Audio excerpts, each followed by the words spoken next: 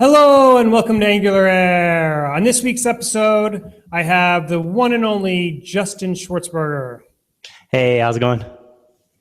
Justin is joining me today to talk about the latest and greatest in the world of Angular. And it's been a couple months since we've done one of these discussion shows, so there is a ton to talk about.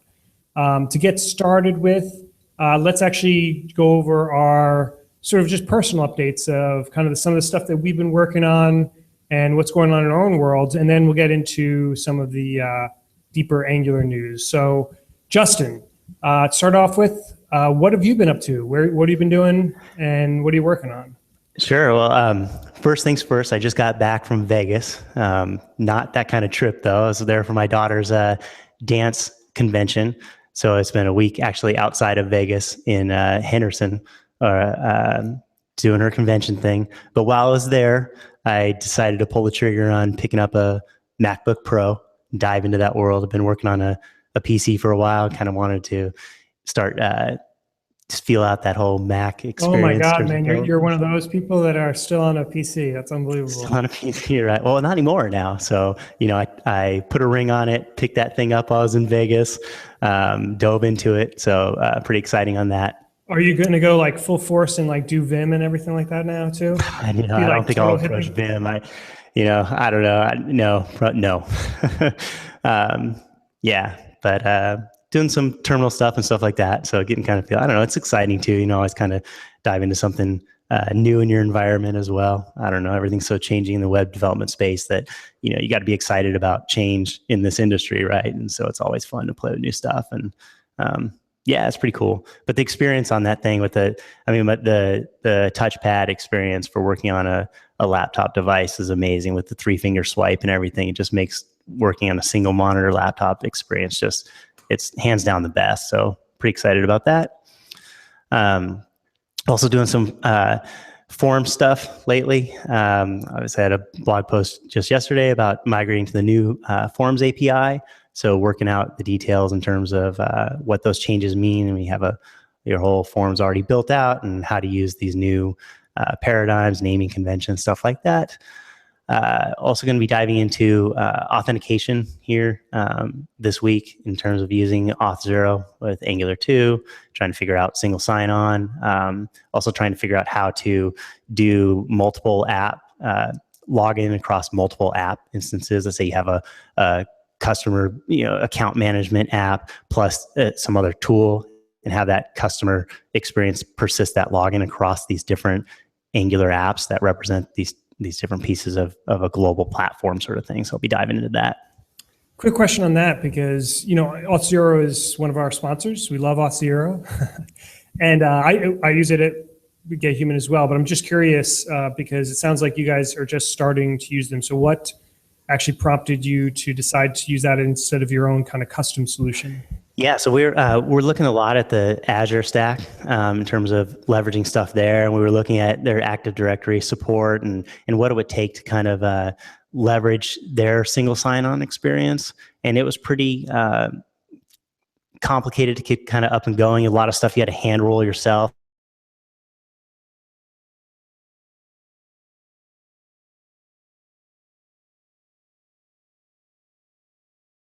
They're just on the game. They have example code, they have, stuff set up. You could get spun up with using Angular 2 and that thing, 30 minutes, and it's just so quick. And then, so it just kind of takes out, authentication is always that big pain, right? In terms of web development, you've been doing it for this many years. You're like, oh gosh, I got to add authorization now. How come after, all these years, we don't have just a simple, hey, can I just plug this thing in and get ready to go? I don't want to build another authentication system, right? You always end up having to do that with each new app. And so with this experience, it was really cool. It's out of the way. It was pretty quick to set that thing up. And then you still have the customization of making it unique in your own. So it really felt like a win on all sides. And then it has the whole bearer token thing. So it really fits well into Angular 2 and the HTTP and everything like that. Yeah, it helps provide a little bit of kind of security feeling, not just security for that feeling like you don't have to worry about some of that stuff because you have private information and you're less likely to be exploited because you're using a service that just focuses on solving that problem. You know what I mean? Right. That's a big thing is that, you roll your own, then you got to worry about all that other stuff, right? That comes into play there. And it's like, okay, good. We didn't broker that off. We don't have to worry about that. Somebody else is focusing on that. They got specialists and experts that are focused on that. And you can just kind of take that and adapt that. The other thing it does too, is it provides that, you have that scenario of signing on, but then you also have that scenario of you have to provide this token to access your API data and stuff like that as people are in your app, right? And that security there. And they have a story for both of those layers. So that plays nice as well. Definitely. And you mentioned about the form blog post that you wrote recently. It was this week, right? Yeah, I just put that up yesterday. Yeah, let's dive into that because I thought it was really interesting, and I think it's one of those things that a lot of people are interested in the Forms API in general because typically if you're building a single page app, many single page apps have a form somewhere within the app. I know that we do in many places, and it's always the same types of problems you run into. Like just speaking more generally, not forget about even like Angular specific form stuff, just like in a more general level, a lot of the pain points usually center around like data validation and security and some of that type of stuff. So I'm interested to for people that may not have read the blog post yet, can you kind of give us kind of a high level of well, first I guess the Angular 2 approach to forms, and then some of the stuff that you talked about in your blog post. Sure. So one of the things I mentioned in there is thinking about over the times of all the stuff that I've built over the years, it's kind of hard to imagine something that didn't have some level of some form input or something, right? It's almost like always there. And so, the minute you start doing any of this form stuff, you absolutely run into, it's not just collecting the data, right? It's not as simple as that. You have the validation, like you mentioned, you have data playing together, other input fields playing together with each other. There's this composition of your entire data collection that rules around it, an experience around it. So you end up writing, in the past, you end up writing JavaScript to handle that sort of thing, right? And so with the Angular Forms module, even pre the current one where they broke it out in the separate module and bundle, they still provided these scenarios to help you do that, with less impact of you having to write all this boilerplate code, and the platform gave that to you. So all these common things, this data binding and all this other sort of stuff, validation, stuff like that.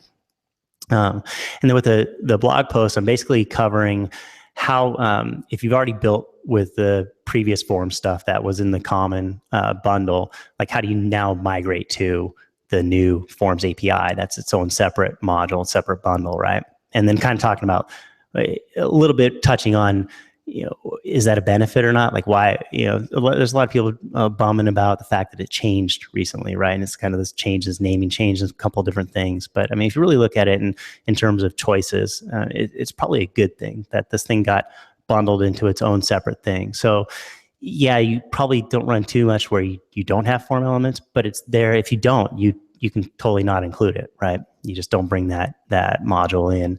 So you can build your apps, choose to have it or not, right? I'm just curious, do you typically prefer like a programmatic driven form or the more declarative version of forms? Yeah, so that's a good question. I think that's one of the challenges I think right now in Angular 2 is there's kind of a couple different ways you can build your forms, right? You can do this template driven approach. You can do this model driven approach. I lean towards the model driven approach because you're crafting out your form representation, in your component code. It's testable. It's, that functionality is all there. And then you're just binding it up to your template or your view essentially at that point. And then you're able to just, work with that form rules and constructs outside of a template, sort of thing. So I think that fits really well. Very cool. And then Anything else in the blog post that you thought was interesting? I think people should check it out, first of all, for sure. But any other major points that you wanted to bring up? Yeah, so I just wanted to try and showcase, and there's more to it. I think I'm probably going to write another post that kind of details more. Like this one covers really like how you do the model-driven approach when you're building out your form representation in the component. You know, how to use, if you were using control and control array and control group, and how now you're using form control and form array and form group for those classes, or if you're using the form builder, you kind of didn't have to make a whole lot of changes if you're leveraging that API.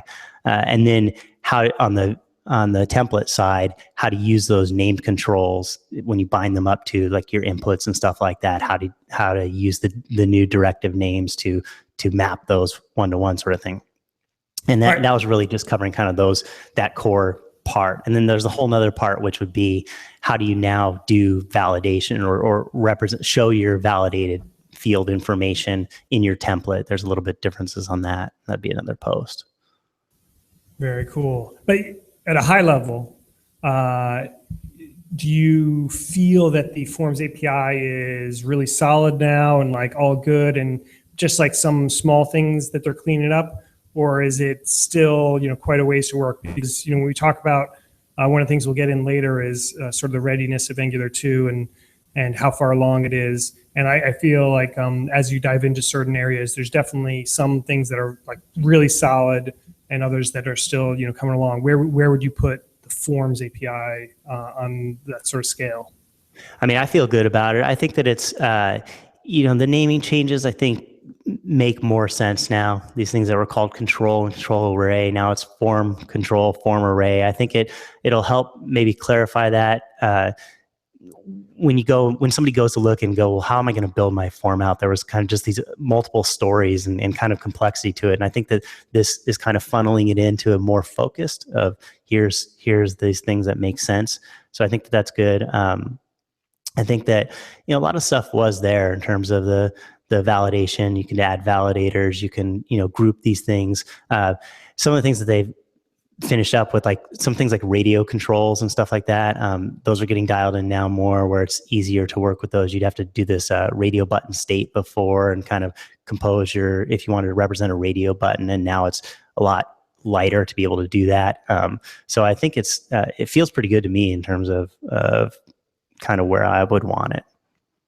Okay, cool. All right. Anything else as far as general updates that you wanted to touch on? No, I think that's about it. Okay, cool. How about you? So yeah. So on my side, it's been a busy month or so. It's been crazy. The biggest thing I think I mentioned the last discussion show is that we're trying to raise money for Get Human now.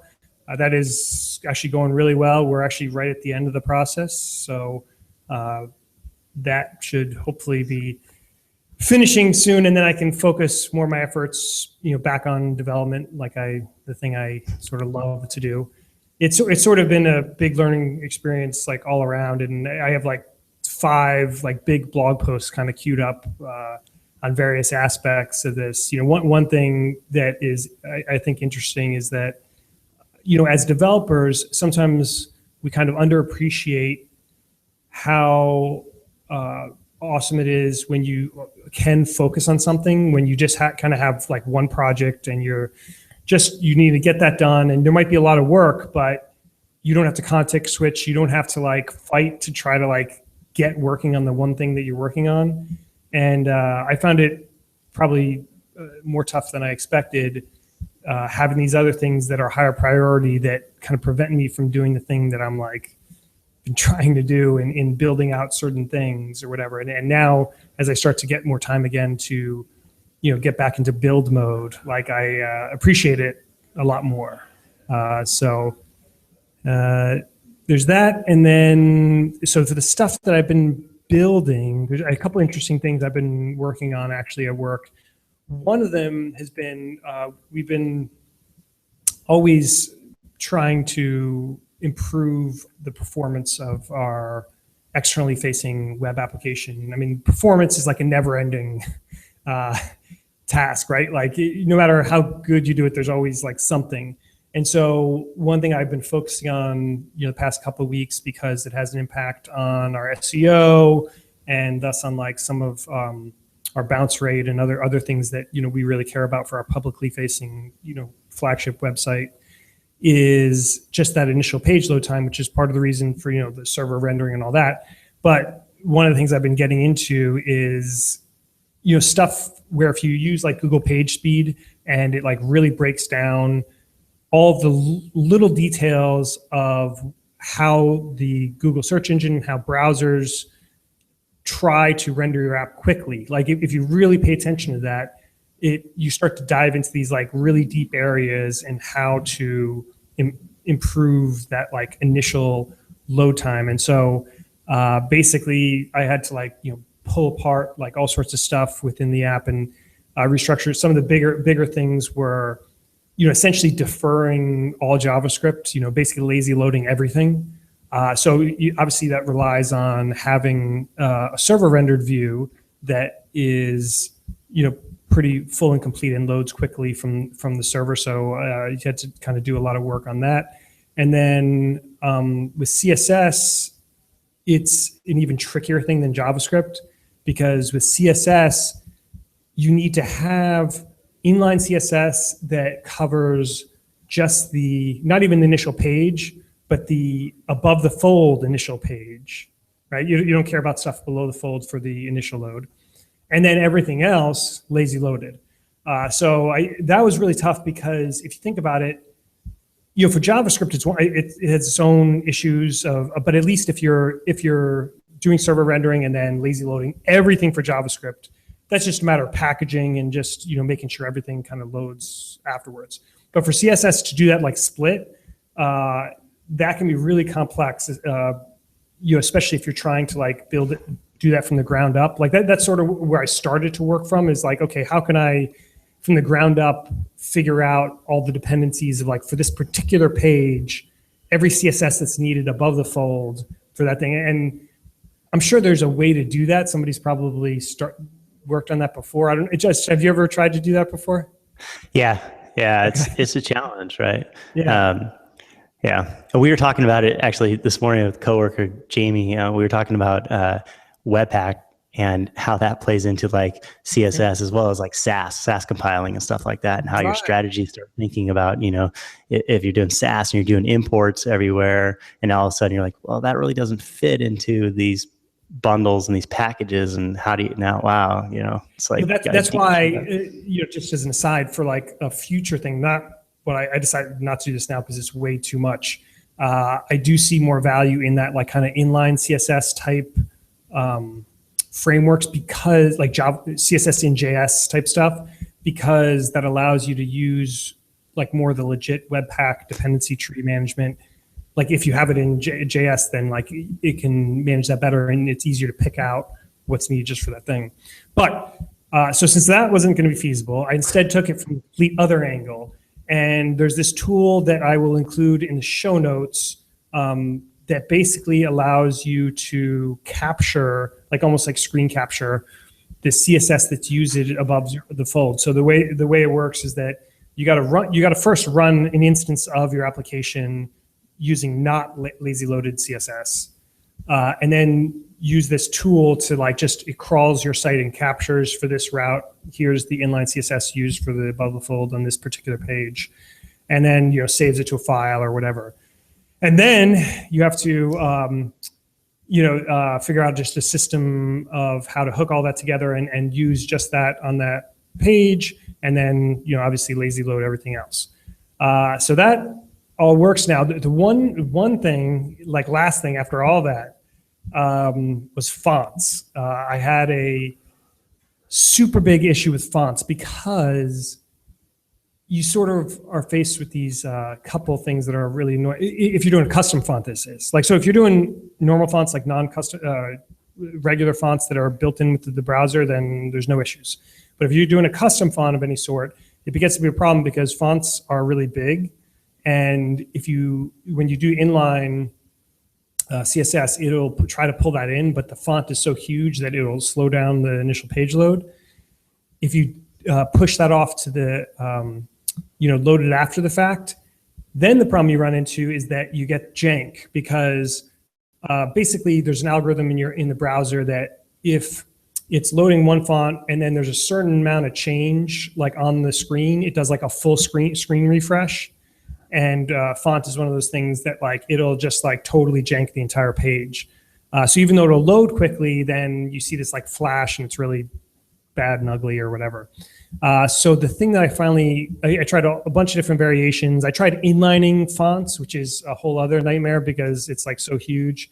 There's a way, by the way, I know I'm like diving into this a lot, but I've been thinking about this like crazy the past couple weeks.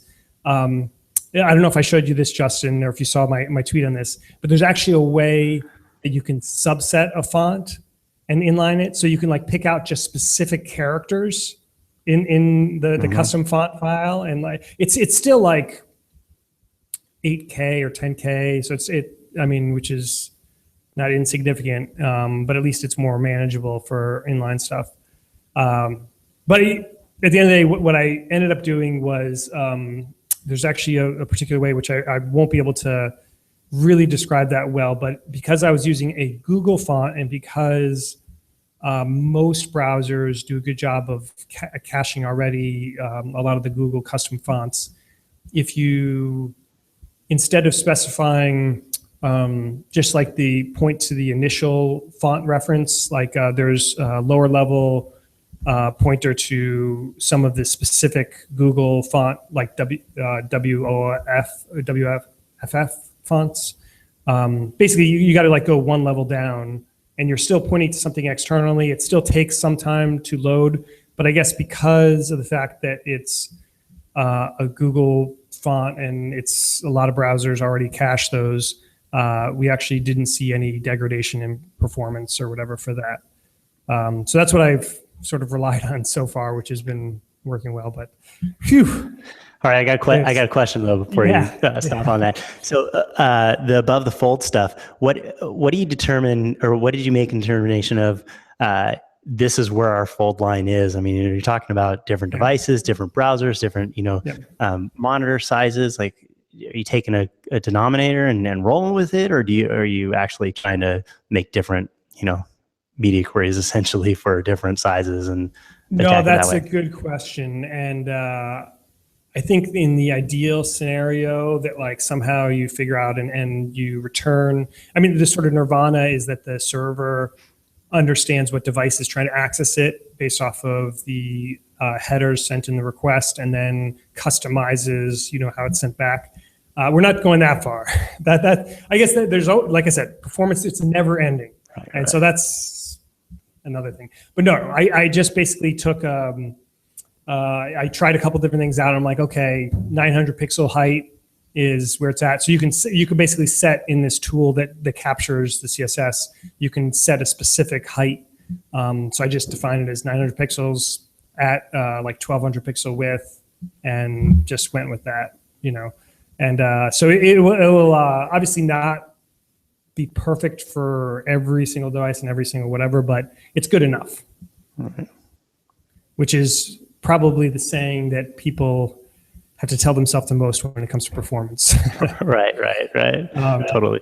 Oh, and one other aspect of that before I move on is that as part of that, I actually had to make changes to the Angular 2 pre-boot library that I've built, which transfers events from the server view to the client view. Before, I didn't care about it that much with my, because the stuff I've been working on is an Angular 1 solution. It's not Angular 2 yet, although that's like in the pipeline. So I had to actually convert pre-boot to be utilized with Angular 1. And in the process, I made it, now basically it'll work with anything. Not just, before it was pretty tied to Angular 2. But now pre-boot will work with Angular 1 or just Service Worker or React or whatever. So that's pretty cool. Nice. And then the last thing I was going to mention was just, I've also been working on our admin dashboard, which the only interesting thing there I was going to mention is that, this is, again, Angular 1. We haven't converted all of our stuff to Angular 2 yet. So this is Angular 1, and it reminds me, whenever you deal with dashboards, I feel like, and lots of data, is where you run into all of the traditional stuff that people complain about for Angular 1, because that's where like the default thing of just throwing everything up on the screen, like you run into issues because there's so many different ng repeats and bindings and whatever.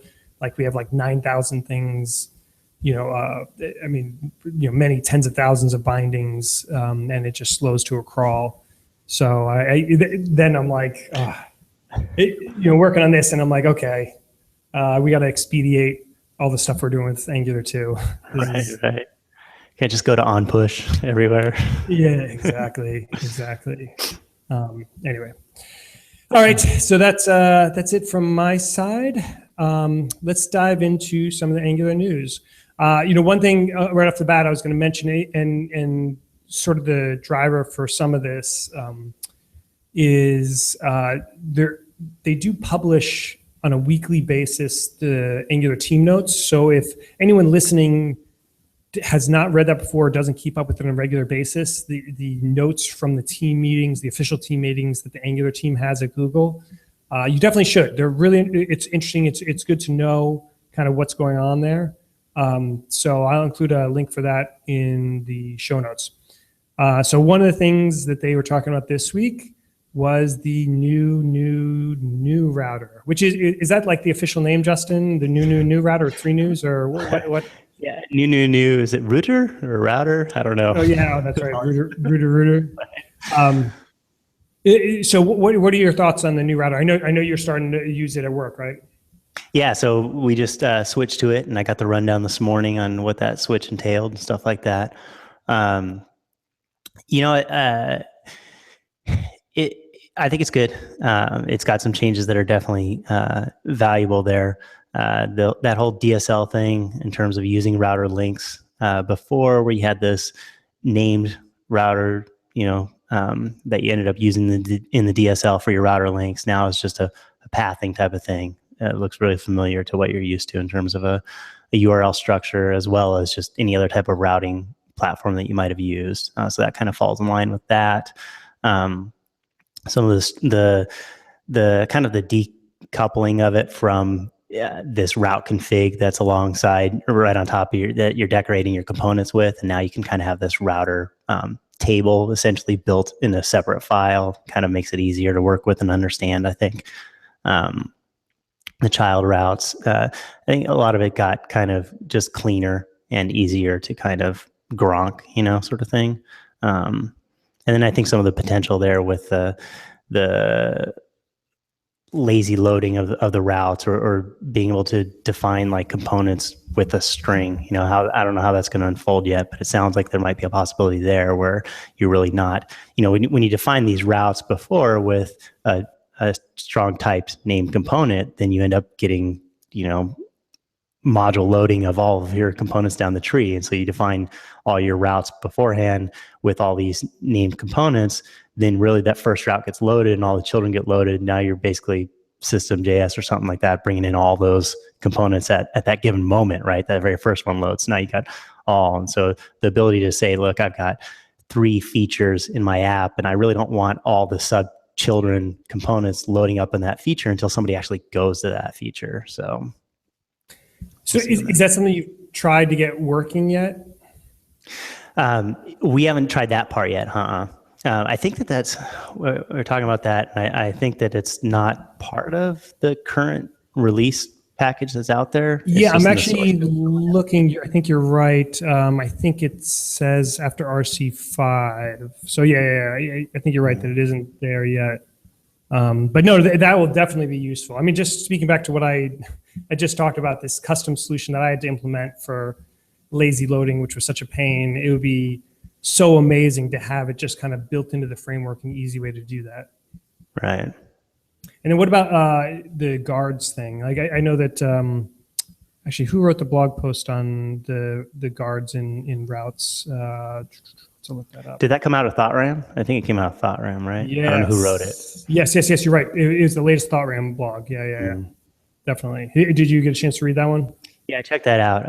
It's those are nice. I mean, especially with I think the fact now we can do DI for that, dependency injection for stuff. So now you have the availability of bringing in, your services and stuff to do all that logic in there. Whereas before you couldn't really do that in terms of like activating routes or checking to see if that route's allowed to get to. You really didn't have any way to dependency inject, your other services or your other logic sort of thing. And so that part's cool. So they say in the notes, the team notes, that at least in development, not necessarily published yet, because like we said, some of the stuff is coming with RC5, which hasn't been released yet, but it at least is from development checked in, that they are version 1 feature complete for the router. So at least that tells you that it's been I feel like a long road to get here for the router. But it's good to know that outside of, other various bugs that I'm sure that will crop up, that for the most part, they're there and ready for the full release. Yeah, one of the things I'm excited about too with that is these named router outlets and the whole, I don't know if anybody dove into the auxiliary routes prior to this and what they were trying to do with that and how they it really wasn't, it was started with that notion. So the idea that you have your, parent-child route sort of deals with your router outlets, but what if you want another chunk of your UI to have a routed piece, right? Or another good example is, what if you want to have a modal, right? So you have a router outlet with some content, child content, and then you also want to have the ability to have a modal that could have different content in that same view, right? Or that same component. Like, how would you do that previously? And there really wasn't a good story for that. And so now with these named router outlets, you have that ability. And you also have the ability to then say, okay, how do you navigate away from that, right? Like, how do you say this, the sibling route, right? That's the sibling router outlet that's sitting next to here. I want to click a button and have that show up, right? Like a modal. And then I want to click a button and have that go away, right? And so now we have that architecture to be able to build that routing scenario out. Yeah, it's funny when I talked to Matthias about this, who was one of the ones who kind of built the original auxiliary routes functionality. He pointed out, which made me think about it, is like, it's a funny thing with URLs that like a URL is like a one-dimensional thing, but you sort of are trying to jam in there this multi-dimensional concept when you have both like a page and then other stuff like on top of that page, because a particular modal can appear on many different pages. So that's like a many-to-many relationship. And somehow you have to represent that in a URL, which is one-dimensional. So like, how do you do that? It's like a tougher kind of like computer science problem. So they use these kind of like weird characters. I forgot even which ones off the top of my head to like depict like the semicolon or whatever it is, to kind of delineate between the auxiliary route stuff and then the main route. So I thought that was kind of interesting. I guess the one criticism or the thing that I wish, they may have, because I haven't looked into this in depth of the most recent router version, but it's sort of the concept of the states without a route.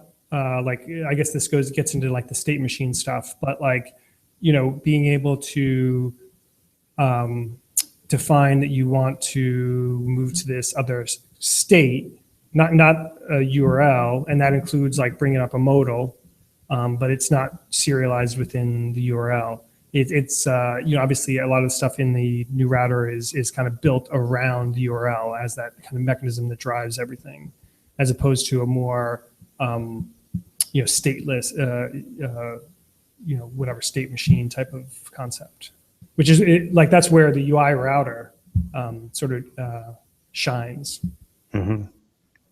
Yeah, and that whole concept is interesting in terms of when we got these client-side applications now that are really robust and rich in terms of how this whole UI works, right? You want to do all these things, but it's almost like you're still held back by the URL because of this. It's like the one piece that like you get stuck in and go, okay, man, I have to represent this entire application state somehow in the URL, right? And because I'm sitting in a browser, because the client could reload this page or wants to deep link this scenario. And it's like, to support that, you run into this, you get this crazy URL structure. How do you bring that back? But if there was no URL, a lot of this stuff might go away, and you're just kind of, okay, I'm free to just build my app with its state and its functionality without having to worry about it. It's almost like a crutch that we're held back by, I feel, as we progress forward with these client-side applications that are really rich.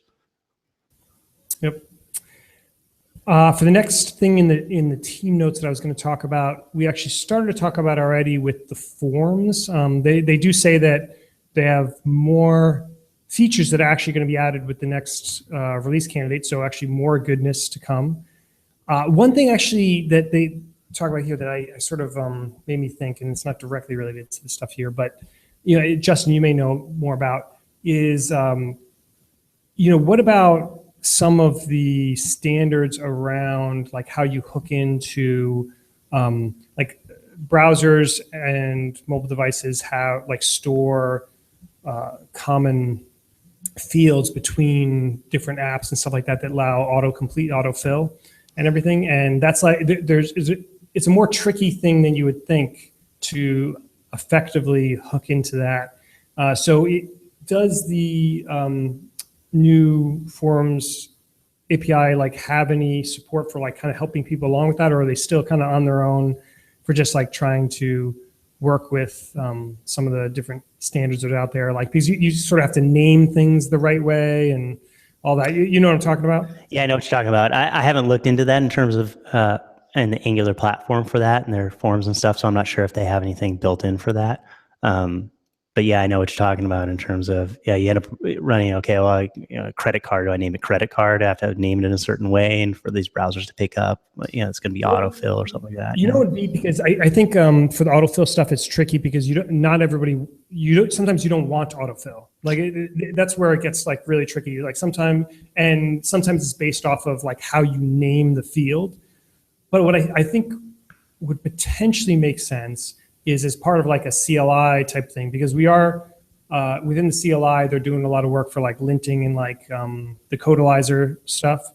It would be somewhat interesting to do, maybe I'll make a suggestion to Mike Brocky about adding a part for the Codalizer to do some like forms analysis of like, okay, if you set certain configuration and like, hey, you know that you can make lives easier for developers if you want autofill by just changing the name of this to email instead of this other thing or whatever. Right.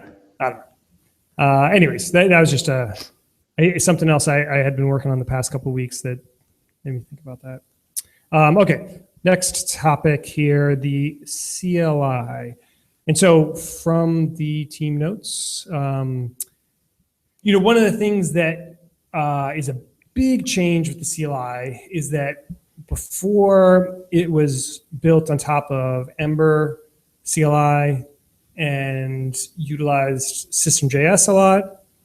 Now they're moving to Webpack 2 and a lot of just like more Webpack based. A lot of reasons for that. But did you have any thoughts, Justin, on sort of the change there? Were you aware of some of the stuff that's going on underneath the hood with the CLI? Yeah, so it's interesting that you bring that up, because we recently started migrating an app that we've been working on for a while now, where we had our own kind of structure, pretty similar to the Angular IO style guide that's up there now, and similar to kind of the build scenario for the Angular CLI, but we decided to kind of buy in at this point and port our stuff into following the style guide almost exactly, and then also getting Angular CLI into the mix. And the next progression that we're working on is bringing in Webpack into the story. So we're kind of on that boat on everything right now. And my buddy Jamie, we were just talking about this morning, and he's talking about the fact that it's interesting that you almost have to like experience these things, experience the CLI, experience the Webpack. You have to like implement it, which makes sense. But it's like when you have this existing project and you're like, okay, well, how's this going to play out, right? We've already got tons of components, tons of directives, tons of pipes, tons of framework code, right? How do can we switch to this, right? And you have to almost go through it and do it to really feel like what's this going to be like, and then what are we going to run into, right? I think that's the biggest thing with the whole, especially with the Webpack thing. It's like almost like a big jump, right, in terms of your build scenario. And then one of the things we're kind of concerned with is what is that story like? Can you still write your code where you're not really writing Webpack specific code, and it's more of the Webpack's doing the build process for you? And so now you're not architecting around Webpack, you're architecting around Angular and your application, and then you're just using Webpack to bring it all together, and the CLI to bring it all together, sort of thing. Yeah, it's interesting because there's this more generalized debate, in the JavaScript community of using the opinions of like the community, like kind of converging on all the same opinions and kind of doing things the same versus having flexibility. And I think that's a big thing in the React world, that they value that, like, okay, everybody does things differently, like whatever. It's just like a simple library and we don't have to have everybody do the same thing. Whereas like the Ember world, it's like the other side of that spectrum, where in Ember, everything is like kind of locksync. And if you look deeper into each of the communities, you could see where there is, value in each of those things. So it's like finding the right balance. And I think I used to be on the side of the fence of like more, I guess, the traditional React side of like just trying to like roll everything your own and that type of thing. But as I've kind of had to bring on more team members, kind of grow the team, it's just, there's so much value when like you're doing the same thing as other people do things, and you can kind of work with them, because then it's not just your company, it's not just your small group, it's the entire community, which is huge. Now, if you're trying to do something outside the box of what they're doing, then it can be a real pain, because then you're fighting against that huge community. Then it turns into a negative, I guess. But no, I think as long as there's like flexibility there, which like it seems like the way that like I trust Mike and the team that's building the CLI and sort of the direction that they're doing, to allow for like having a good standard set of this is the way you do things, and allowing for escape hatches, which is like sort of the ideal. So I mean I think I'm in the same boat as you, Justin. Like I was not in line with the CLI, but we are actually starting to as well do a lot with that, both because of the reasons I just mentioned, and then also for my work with Angular Universal, we're in the process of building the integration with Angular Universal and the CLI. So I do think there's a lot of importance there. Actually, one last thing on that I'll mention is in the team notes they do talk about, and they mention this at ngConf, which is in the future, this sort of utopian thing here is that you never run into this Angular 1 to Angular 2 migration thing again. Because if everybody is in somewhat of lockstep of like the way they do things, they can build into the CLI itself these transitions from one to another. So, okay, they change the API. Well, if you're already using the CLI, it can detect all the areas of your code where you use the old API, and then it'll actually change it for you. That's at least the theory. I mean, we'll see. Right. But no, I buy into that. I buy into that that type of thing is possible, and that's sort of what everybody is kind of hoping for. We want to be building our apps, right? We want to be writing an Angular code to create our experiences and our tooling and that sort of thing, that the application that we're building. And this is stuff that's almost like, man, you start tying in all this time with your team and stuff like that of figuring out this other process, and you're really not building your product, right? You're building the infrastructure around your product. So it's the hope is that you could just leverage something, stand on the shoulder of giants and get that, and then you just get to building your product, right? But I think that the team thing, you really hit on that. That's the big component there, right? When you start having a team of developers and people that are implementing this code and working on it on a regular basis, you want them to have some structure they can go to. And anytime you can get that documentation, that guideline without you having to write it, it's great, right? So things like leveraging the CLI, leveraging the style guide that's on Angular.io. I mean, you can bring new team members on, you can get existing team members and say, hey, go read that, right? We didn't even have to write that. Go read it. That's your reference point, right? We get that for free if we just follow these patterns and sort of things. And so, yeah, it's in a team environment that you really end up running into that going, okay, that's a win for us, right?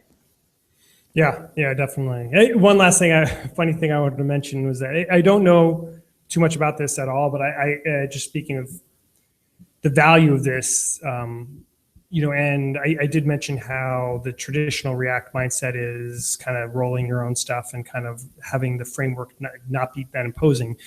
But I should mention that they are talking about creating a CLI for React as well. Like this is a common problem dealing with, build tooling and kind of getting out of your way so that you can focus on your app. So I think even in that world where it seems like to be the most on the other side of the fence, I don't know if everybody is gonna buy into it, because there's definitely some people in that world that they just always will roll their own, and that's kind of the way they think. But there's at least a subset of the community that it does believe in the kind of CLI and kind of common way to build things mindset, and are starting to work on something for that.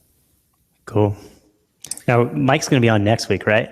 Yes, that's right. That's a good segue. That'll be really good. I got some questions for him in terms of the how we do the templates or the recipes and stuff. Can we customize that? And then that whole stack trace thing that the thing's barfing out right now to the console, can we get some love in there in terms of how that looks and stuff? So yeah, we'll hit him up. Oh yeah. He's going to get grilled. He's going to be sorry he agreed to come on here. We'll make him feel love, though. He'll feel it. A warm hug followed by a headlock. Yeah. And then actually, just looking, speaking of that, for the next couple of weeks. So yeah, Mike's coming on next week, and then Sean Larkin, who is part of the Webpack core team, is coming on in 2 weeks on August 2nd to talk about Webpack 2 and all the great changes there.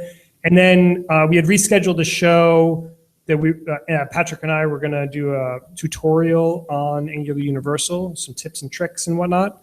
And so we rescheduled that for the week after that, August 9th. Okay, so last topic I wanted to touch on, and then we can get to our picks, is the big one. And I'm hoping that this type of thing we don't have to bring up like every show for the next year or something, but the release date of Angular 2. Now, one thing which I actually did not look at until I started kind of searching around for this is that there is a page, github.com/angular/milestones, where they have listed out, I don't know how accurate this is or whatever, but the team did list out what they perceive to be the final milestones needed in order to have the Angular 2 release.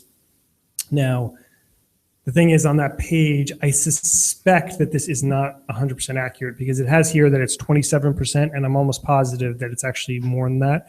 But what are your thoughts here, Justin, on as far as the release date goes? Does this, looking at this page, does it seem accurate to you? Does it seem like we're behind that? What do you think? Yeah, we've been following that milestone through the past releases that they've done, and it's been pretty consistent. I think it's a percentage of how many issues are outstanding, so in terms of, I don't think it tracks really time-wise if some of those issues take a long time, right, to work out.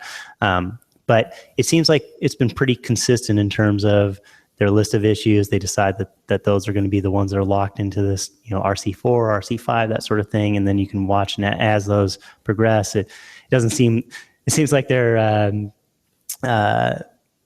Scrum process, whatever it is not getting things from the backlog pushed in during their sprint, right? So it up to this point feels like, okay, yeah, 27 left, 15 left, 10 left. Yeah, we're on track. I mean, when RC5 had one issue left, it wasn't that many days afterwards that, RC4, that RC4 was released, so I think it's a good way to follow it. But again, I don't know, if one of those issues is just going to take a month, then really don't have a gauge of that. But other than the issues that they're getting through, it seems pretty good.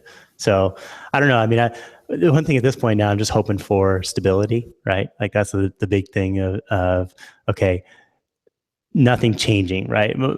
Things can get improved upon. Cool, we're getting closer, but I want are the forms locked in? Is the router locked in? Or can we start really aggressively building against these things and teaching these things and talking about these things? And they're going to stay pretty much the same. And then just the guts of them are going to get more performant or a new feature here and there sort of thing. And hopefully I don't know. I want to say it feels like we're close to there. But I guess we'll see as time goes on. Yeah, that makes sense. I agree.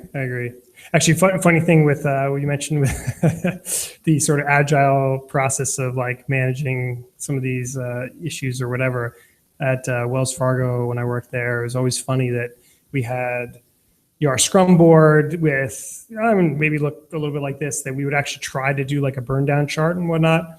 But we would have the problem that sort of you were starting to allude to, where you'd start to just like add stuff throughout the sprint, like it wouldn't be locked in, and it would just be like a never-ending burn. Like the burn charts would always look so weird. Like you would never see something where it actually burned down to zero. Like that never happened. It would always be like start to burn and then like come up, and then it would just like stay there, and then eventually you'd just be like, okay, this is the end of this sprint. Let's just move on. Right. Anyways, but no, I hear you. I think that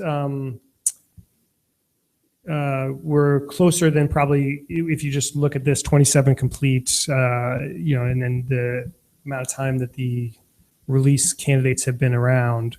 I have a feeling that I haven't looked through all of the open issues, but I have a feeling that there's a lot of like smaller stuff in there that this will expedite at some point. But yeah, I took a look at it like a couple weeks ago, and it looked like a lot of the stuff felt like they were just nothing too major, right? In terms of those issues that were on the list, even all the way through to final RC5 and final, it felt like there wasn't too big things. I don't know. Yep. Cool. All right, let's get to our picks. So, Justin, why don't you start off with your pick? Yeah, so my pick is the show Mr. Robot on USA Network. Just started season 2. I don't know if you guys are watching it. Hopefully you are. It's a pretty amazing show. They're pretty technically accurate in terms of their stuff. There's also a lot of basically shows about this kind of hacker culture sort of thing and changing the world sort of thing for the people who haven't known about it. And follows this hacker Elliot and just a bunch of code stuff that's in there. I think last season we saw some JetBrains tools on the screen there. Just kind of a neat experience in terms of as you're a developer and seeing something that kind of good cultural references that really hit the mark. They're doing their research sort of thing. A lot of fun stuff. But then just the storyline as season 1 went through, it really ramped up, and the season 2 just kicked off last week, and it was pretty amazing 2 episodes that kicked it off in terms of just film and cinema and TV sort of thing. I mean, I love that stuff. So it's pretty exciting. So that's my pick. It is kind of more of a R level type of show. So for younger viewers out there, probably not going to be in your bag, but I have a feeling that you've got something that could be for all ages. So, but that's my pick. That's cool. And I actually have not watched Mr. Robot, but it is on my kind of list to get into. I typically these days just have like one series that I'm like going through at a time. But I definitely will check that out. So that's cool. Thanks for the tip there. For me, it's also a show. It is Star Wars Rebels. Now, I don't know if anyone out there is into Star Wars as I am. Like I know everybody, most of the times people techies are pretty into Star Wars. Like I've gotten to the point where, I actually watch like a lot of the fan made stuff out there. Like I'm probably into it too much. So it was cool seeing at Star Wars Celebration, which was a conference last week, that they had a bunch of new trailers and clips and that type of thing. And so they had the trailer for the new Rebels season. And I think that if you ask, a lot of Star Wars fans, they're actually split on Star Wars Rebels. Traditionally, it's like a cartoon on the Disney network, and the first season especially, and a little bit the second season, some Star Wars fans hated it because it was like a little bit too kiddie, like too not really, I guess, Star Wars enough. I don't know. But this season, they've the end of last season and like what it looks like for the season, they're really picking it up. So if you liked the Clone Wars, like I think it's more in the vein of that, like Star Wars, the Clone Wars cartoon show, which was amazing. I think this upcoming season is going to be more the vein of that, and it's going to looks like set up a lot of the stuff for some of the movies that are going to be coming up, including Rogue One, which is going to be in December. So yeah, that's all I'll say is definitely check out if you haven't already, Star Wars Rebels on the Disney network. Yeah, if you're a Star Wars fan, I mean, you got to give that series a chance. You got to get through to the second half of season 2. It gets really good, especially if you've watched the Clone Wars. Check that out, the animated series. It starts tying into that really well. And then, yeah, the teaser for season 3, I'm all jacked up on it. It's pretty exciting. I mean, but the cool thing too with that series too is that they take a lot of the Ralph McQuarrie concept art, right, and throw that in. So there's all these, even though it starts out season 1 is kind of the whole Disney cartoon kind of feel, there's all these Easter eggs in there for older generation people that are big Star Wars fans, that especially with the concept art and stuff, you see you get these characters that were original concept art for Jabba the Hutt, and now there's this character here that concept art is a character in this show, and it's a lot of cool Easter eggs for the older audience. I think, I mean, you got to give it a shot. Definitely. Cool. All right, guys, that's it for this week. Look forward to next week with Mike Brockie talking about the CLI. Thanks a lot and have a good one. Thanks. See ya.